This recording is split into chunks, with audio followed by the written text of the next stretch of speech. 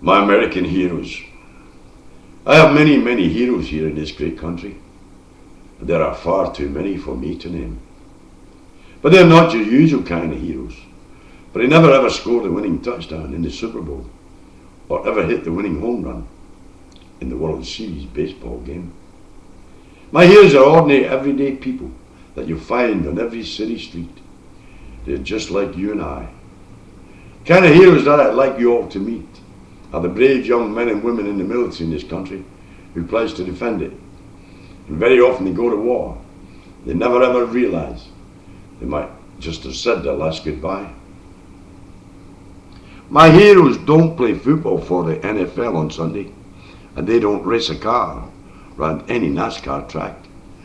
For my heroes are far too busy fighting a war over in Afghanistan, or trying to root out terrorists while they keep the peace in the mean streets in a country called Iraq. None of my heroes live like millionaires. Very few of them are football or baseball stars. Their faces are very seldom on the cover of a glossy magazine.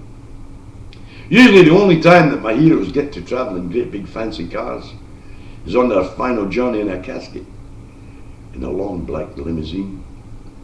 For my heroes are all the mothers and fathers of this great country who have ever lost a precious daughter or a son. They're people that I don't even know.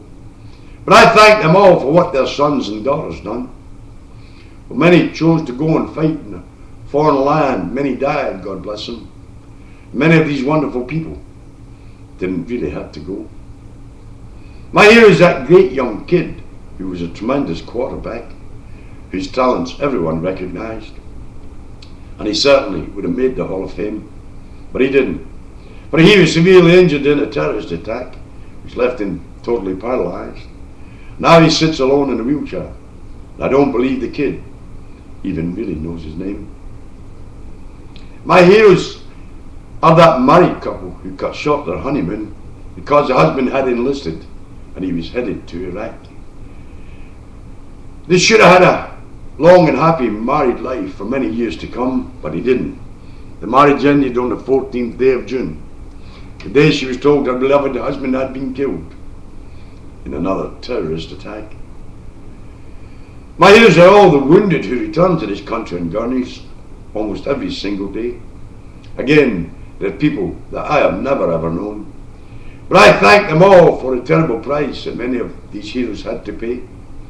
For now many of them have to learn to live with a prosthetic arm or leg, maybe even both, because they no longer have their own.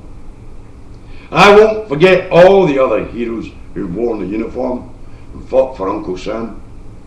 The ones who fought in World War I, World War II, Korea, Bosnia, Persian Gulf, Iraq and Afghanistan. Not forgetting the 58,000 who were killed and many others who were severely injured in the fiasco called Vietnam. Yes, these are the kind of heroes that I think about every single day. And I pray for them. And I think that's only right.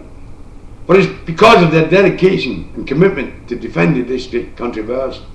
They make it safer for our kids to play, and for all the rest of the mothers and fathers in this great country to hug and kiss their kids before they tuck them in at night. So the next time you're talking about your heroes here in the USA, here's what I think you should do. You should think about some of the heroes that I've spoken about today, and should pray for them, and should be thankful for what they do. And maybe if we all pray long enough and hard enough, God will surely hear our prayer. He'll grant us a miracle to end both these terrible wars. They'll send our heroes back here to America to live in peace instead of fighting and dying over there. Yes, maybe if we all pray long enough and hard enough, our prayers God is sure to hear. And if he does and he grants us a miracle, he sends our heroes back here to America, I hope that I will be among the first in line to stand up there and salute them and to give them one tremendous cheer. God bless our troops. God bless America.